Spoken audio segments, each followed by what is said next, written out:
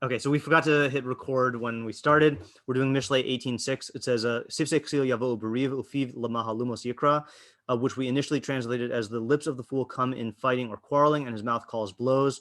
Art Scroll says, "The lips of the fool will come forth in contention; his mouth will invite blows." That's pretty much the same as what we had. The lips of a fool, Living Knox says, "Lips of a fool come with aggression, and his mouth invites crushing blows." Pretty much the same. And Alter says, "The lips of the fool lead to quarrels, and his mouth calls out for blows." All right, you know what? In fact, we can actually let's just get rid of these because these are similar enough to ours that we're not really gaining anything by keeping them. So then we had several questions. Okay, number one, what does it mean by lips and mouth?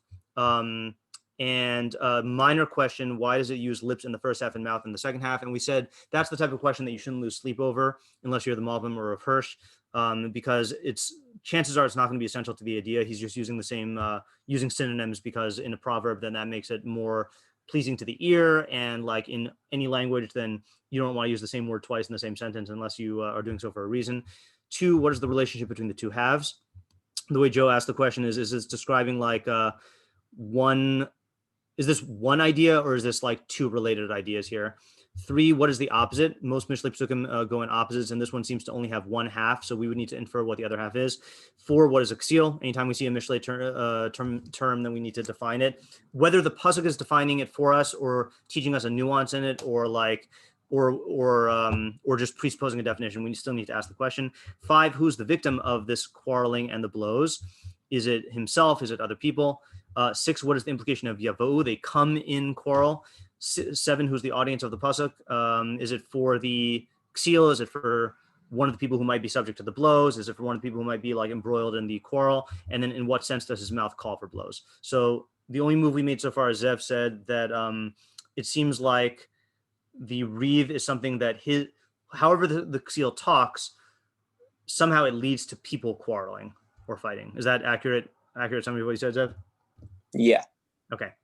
All right. So now can we say, according to that approach, why? Like, what is it about his speech that causes that?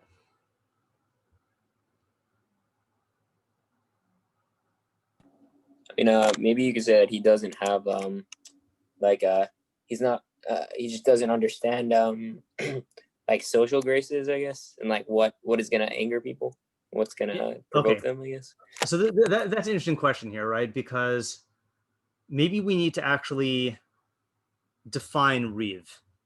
Let's add that as a question. Do we ask that? No, we didn't ask that. What is Reeve, right? Because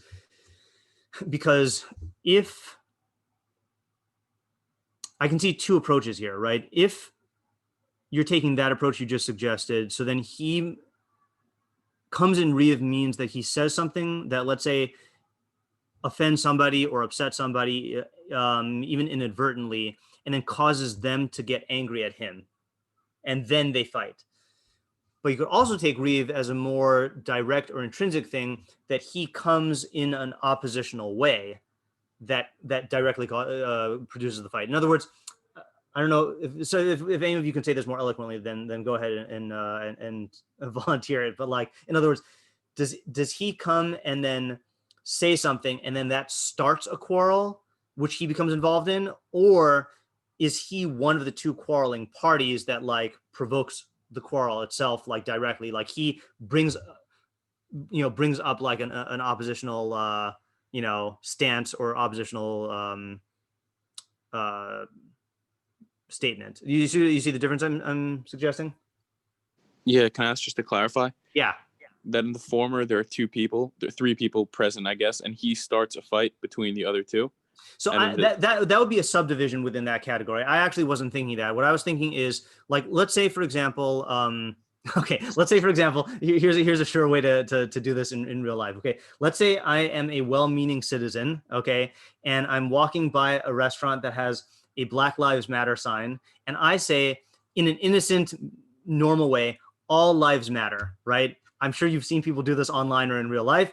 And then someone who is a Black Lives Matter supporter says, "What do you mean all lives matter? Are you and then that person takes offense, and then they get into the argument." Okay, that's scenario one. Scenario two is I go up and I'm anti-Black Lives Matter, and I say all lives matter in order to provoke the other person. And I know what I'm saying, and I know that it's provocative. And then the third category would be what you said just now, is that I go and I inject myself into a scenario of two other people, and I say something that's going to make them fight with each other. Subtle. You see the differences? The first two differences are the one I was trying to highlight. Yeah. And I thought Zev was saying that first possibility, that like, because he's not aware of social graces or he doesn't anticipate what people are going to say, so then he'll say the wrong thing, and then that'll cause other people to attack him or to be oppositional, and then that will cause the quarrel. Whereas the second way I said it is he's bringing one half of the quarrel to the picture, and then he immediately and directly like brings up the other side, or brings out the other opposition.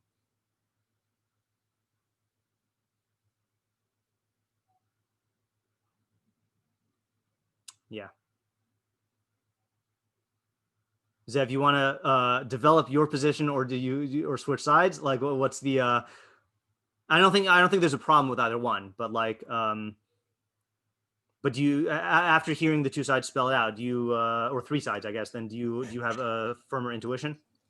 Yeah, I mean, I think definitely the first one seems to be what it's talking about, because he's a Ksil. So, I mean, whatever the definition of Ksil is, it's definitely someone who, it's, at least in my mind, he seems like a innocent person who's just kind of ignorant and doesn't know what's flying. Okay. So it would make sense that he maybe doesn't intentionally try to start a fight, but he just doesn't understand that this comment or something is going to provoke someone.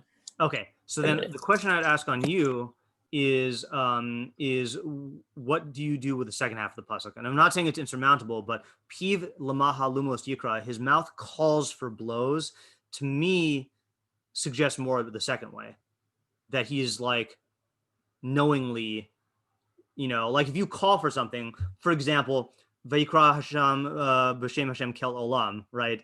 Just to randomly pick a pasuk. So that's like making a proclamation.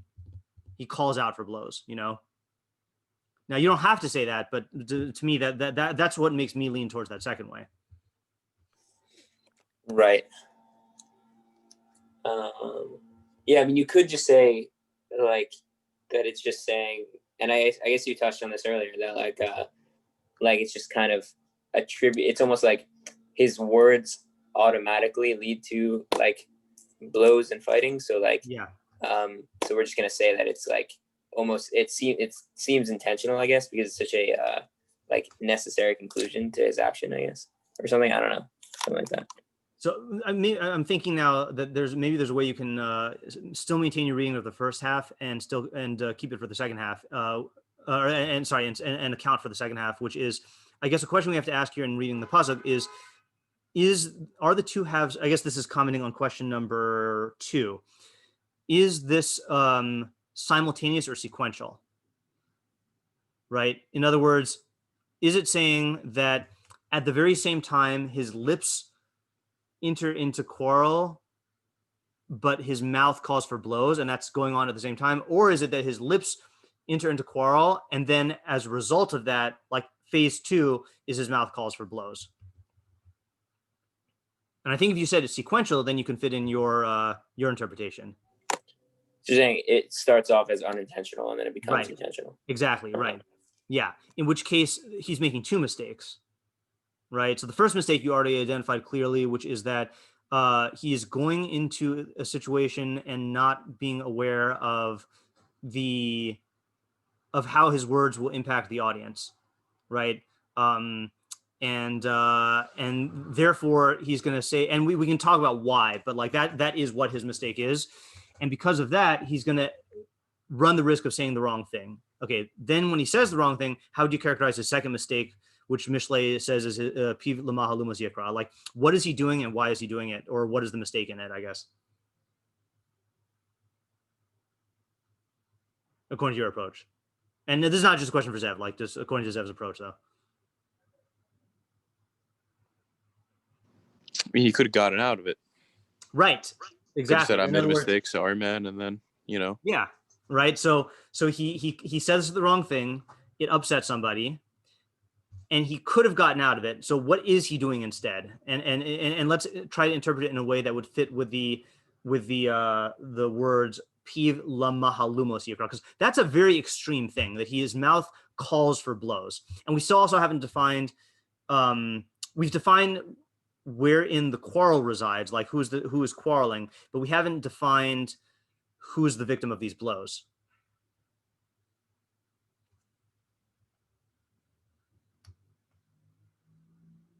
So what is his mistake here? Yeah, Isaac? So maybe when the guy is fighting with him for something that he didn't mean, he doesn't. Then he gets angry that the person misunderstood him, rather than recognizing that what he said could be like misunderstood, like could be understood in like a right conflict. Okay, good. So that's interesting, right? Okay, I like that approach, right? So he says something that offends the other person. Okay, now whether or not it's that person's error, like whether or not that person is in the right or the wrong, he definitely made a mistake as a speaker to not try to anticipate what the listener was going to say. And as a result of that, once he realizes that, like once the effect or the symptom of that comes up from the fact that like there's a quarrel now, he should realize, oh, like I made a mistake. Let me backpedal and like try to like come to harmony with this person, to either like come to a mutual understanding or clarify like the error, or like admit that I shouldn't have said that. But instead he blames it on the other person and attacks them. And that's a second mistake. Which now the question is going to be, another question we have to ask on every pasuk, really, what is the consequence, right? This is the who cares pasuk, or who cares question, I mean. So what's going to be and this is going to, I think, kind of touch upon or depend upon question 7. So who is this pasuk talking to, and like why should that person care? Now in other words, like this, I think now we're in a position where we have a picture of what's going on in the pasuk. So Ksil goes along, and because he's a Ksil, then he is not thinking about what the other person is saying, which, by the way, what have we learned about the Ksil that would support that interpretation? If you think back to our other pasuk about the Ksil, 18:2. I can show you if we can, just to remind ourselves. Lo yachpotz Ksil b'tunukim b'his galos libo. The fool does not desire understanding, but only in revealing his showing off his mind. That he doesn't necessarily think before he speaks. Like okay, right. So certainly he doesn't think before he speaks. But what do we see from that pasuk, though? What do we say there? Anyone remember? That he only wants chachma insofar as it benefits him. Right, and therefore, what was the pasuk saying that he's gonna? How's this gonna affect him practically? I believe it was the Rebbeinu Yonah that we did. Should we review the Rebbeinu Yonah? Let me. Yeah, I'm mixing it up with Dalit, and like it didn't make any sense in my mind. But right, chapter 18. Wait, Mishlei 18. Deep wells. Yeah, right.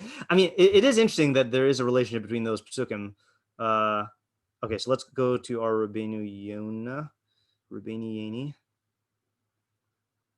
Okay, so Rebbeinu Yonah says, where are we here? Okay, so Rebbeinu Yonah here says, Kasher yidaber haksil b'chachma lo yachpotz lahavin. When the Ksil speaks in chachma, he doesn't want to understand uladas ha'emes, and to know the truth. Ki'im lehispar ulagalos libo va'omek machshavto, but only to glorify himself and to show off the depth of his thought. Right, to reveal his mind, to show off the depths of his thought. Al-Kain, therefore, lo ya'azin ledivrei zulaso. Therefore, he will not listen to the words of another. V'lo yisyashev alehem, and he will not deliberate on them, and like he won't think about them at length. V'zos tiyeh lo le'ed ki lo yachpotz b'tuna. And this is going to be this is going to testify about him that he doesn't desire understanding. Im chavitz ba, because if he did desire it, yakshiv ledivrei chavero v'yisyashev lehem. then he would listen carefully to the words of his friend and think about them, and weigh them on the scales of his mind. Laman yamod ha'emes, in order to arrive at the truth. Kibrov hadas yishlam ha'mechar, because in an abundance of counsel, then research is completed. And let me just, while we're here, let me just look at my my summary of the idea. I think I summarized it according to Rabbeinu Yonah. Let's go 18:2. So my summary was, the Ksil has no genuine interest in the pursuit of truth for its own sake. If he does desire understanding, it is only as a means of obtaining the kavod of being viewed as an intellectual. For this reason, his involvement in learning will be kept to a bare minimum, since he's not actually interested in learning, and he will seize every opportunity to show off his intellectual prowess. He certainly won't bother learning from others, since this would constitute a sharing of the limelight, which would detract from his perceived greatness. The Ksil's mistake is his failure to realize that people will see through his intellectual facade and will be turned off by his ostentation. Thus, his very efforts to achieve intellectual prestige will eventually cause him to lose the admiration he so desperately seeks. Okay, so in light of that, so then what light does that shed on our on the tendency of the Ksil that is being talked about in our pasuk?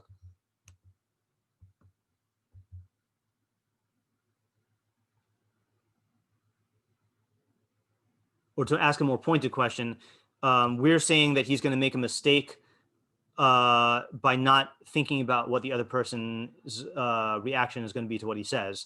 Is there a relationship between that and pasuk 2, or are they completely different, unrelated mistakes?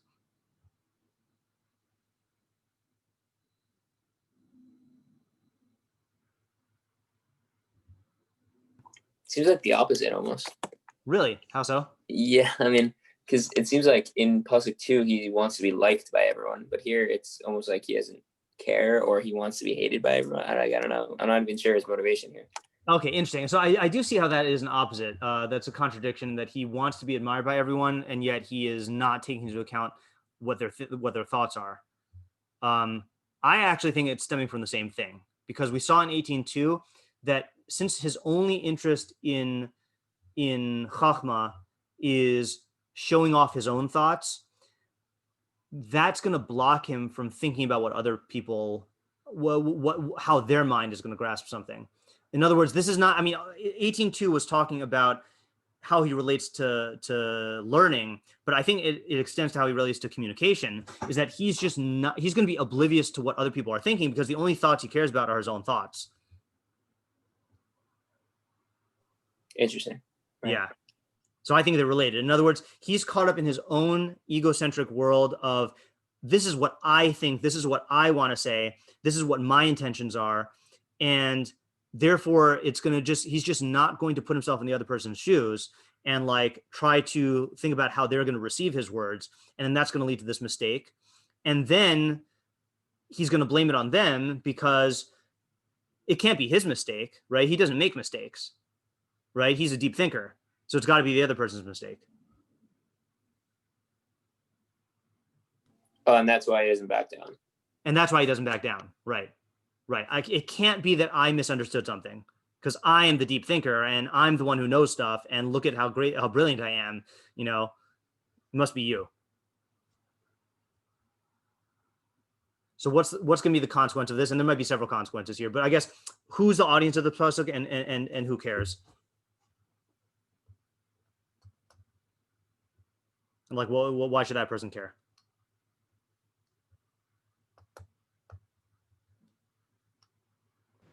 I guess you should be aware that if a person is going to come and just,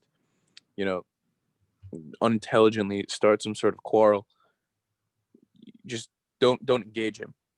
Like, you should know that this guy's a Ksil and he's not thinking at all. Okay, all right. So you're saying it's for the would-be victim, or the bystander, or the person who the Ksil is engaging in conversation. So I'm going to actually go one step further on that approach, which is. Hang on, Ruff. You just froze. I didn't hear what you said. Oh, I said that you're saying that this is the audience is the person who the Ksil is talking to, right? Right. Yeah. So let's take that one step further. Okay. According to the specific scenario, this is where the Ksil says something which provokes a contentious reaction. Okay. So I would say that according to this approach, the pasuk is talking to the person who is the recipient of an offensive statement on the part of the Ksil. And what would the practical advice be for that person when he hears that?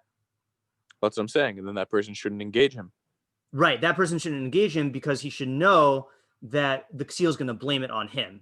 Right. In other words, why do you engage someone when someone says something offensive who's not a Ksil?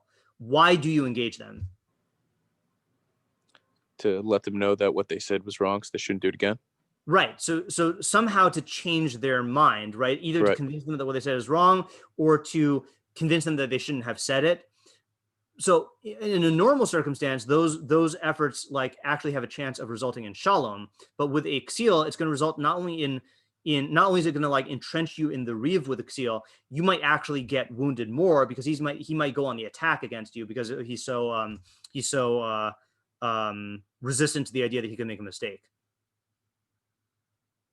And I think this is something that is like very easy to like if you aren't quick to diagnose someone as a Ksil, so then this is a very easy mistake to slip into because it is a normal human interaction to like, I don't know, to like speak up and like try to bring a resolution or something like that. But like if you do this, then it's only going to make things worse.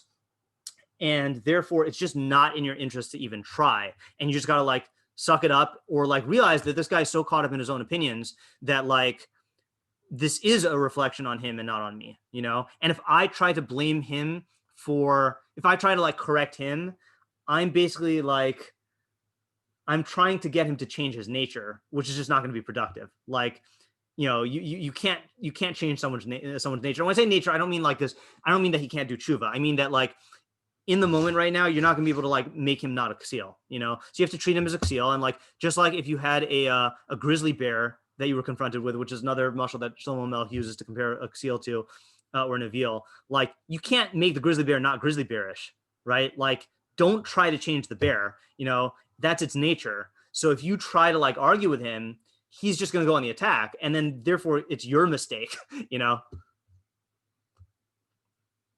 And not only is it your mistake, you're making a very Ksil-like mistake because if you expect to be able to change him, then you're the one who is exhibiting this Ksil-like stubbornness and refusing to change and expecting him to change. You're making the exact same mistake that he is. Nice. Yeah. Yeah. It's pretty cool.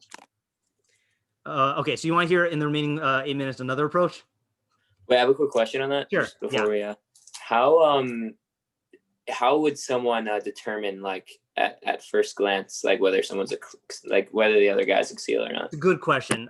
So the I don't know if there are any I don't think there's a litmus test. But I can speak from experience and from the purpose of the book that the more you learn about the different personality types of Mishlei, then the quicker you'll be to be able to diagnose them with less information. You know, it's like Rav Pesach's analogy about training intuition. He uses two analogies. They're related. I'll say both of them, but you can like take your pick.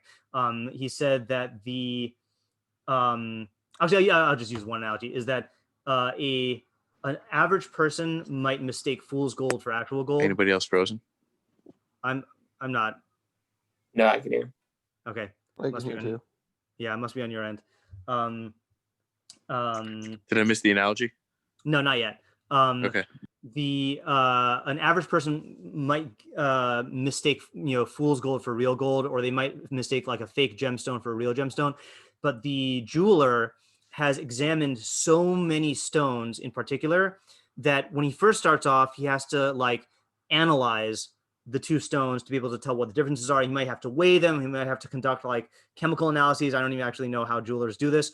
But then after many, many, many examples, his unconscious mind will pick up on certain little features that his conscious mind doesn't even realize, and be instantly able to tell that this thing is genuine or fake. Same thing with like anyone who's like these art experts can instantly tell like a counterfeit painting when it could fool lots of people who are analyzing it. So that's what happens with Shlomo Melech's fools, is you get to know by analyzing pasuk after pasuk about a Ksil, you get to like see Ksil like behavior and like be able to quickly diagnose who is a Ksil and who's not, and who's a different type of fool. Okay, let me show you this other. So I got my idea from the Metzudas David. Okay, Metzudas David says, We're on 6, right? Yeah. Okay. Yavo Briv. Lo Yadaber benachas uvashalva. Okay. He will not speak gently and peacefully. Ki'im b'meriva v'haramas kol. But rather he'll speak contentiously and with a raised voice. Sorry. Ki'im b'meriva v'haramas kol. Yeah. Okay. Upiv yikra la'atzmo hakaos gedolos hamashabros. And his mouth will call upon himself harsh and shattering blows. Ki ba'avur amarim ke'ela yuka me'anashim. Since because of statements like these, meaning his statements of Meriva and Haramas Kol, then people will strike him.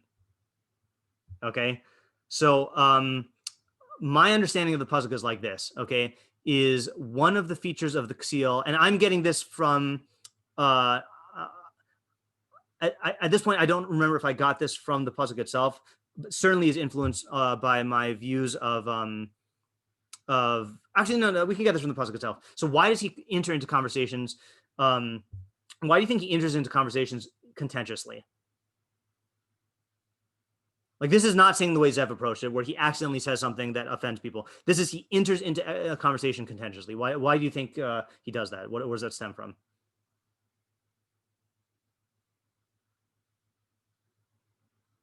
And I think our previous pasuk helps. I think pasuk 18:2 helps.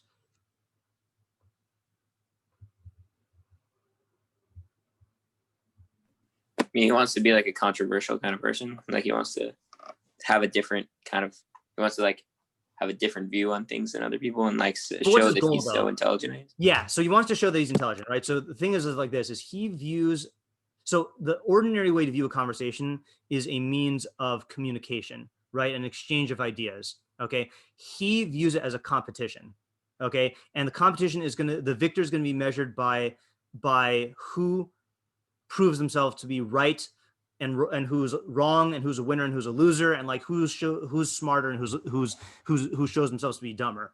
So he walked into every conversation poised to conquer and defeat and dominate. Okay, so what's going to happen is two things. Number one, he's going to enter on the attack. Two, he's going to have an insecurity about losing, and that's going to cause him to go on the offensive in an attempt to like defend himself. And what effect is that going to have on the conversation if he enters into a conversation with a normal person? It's going to start a fight.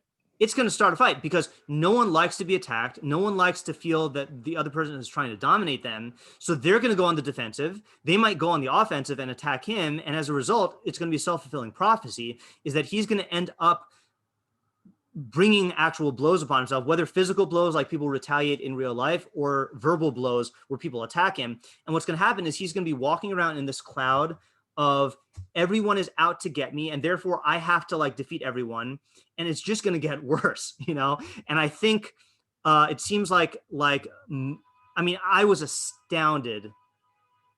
Okay, I did not watch the debates last night. I was astounded by how everyone, my friends on the left and my friends on the right, just like viewed it as a horrible debacle, you know? And you see that this happened. I mean, I think it's not, wherever your politics are, Trump definitely operates like this, is every conversation with him is a matter of who's a winner, who's a loser, who's right and who's wrong. And I saw a lot of critiques of Biden that he could have used this to rise to the occasion and not given in to Trump's bullying efforts, and shown himself to be like the bigger man, shown himself to like not attack back, you know? But again, I didn't watch the debate, so I can't testify about this, but from the sounds of it, he just fell into this trap and like tried to attack Trump back. That doesn't fit with Biden's MO. Like, Trump is a very good attacker. Biden is not. So it made him look even worse and just brought out more attacks from Trump. But this is definitely a thing like that, you know, that the Ksil, who always wants to be right and always wants to prove himself to be intelligent, is going to walk around Sfasav Yavo'u Bariv. He will enter into every conversation as though it's a battle and who's going to win, who's going to lose, you know? And that's going to be a self-fulfilling prophecy, which is going to bring upon more conflict and more of the consequences. So that's my understanding of the pasuk. Yeah, so just a question on that approach.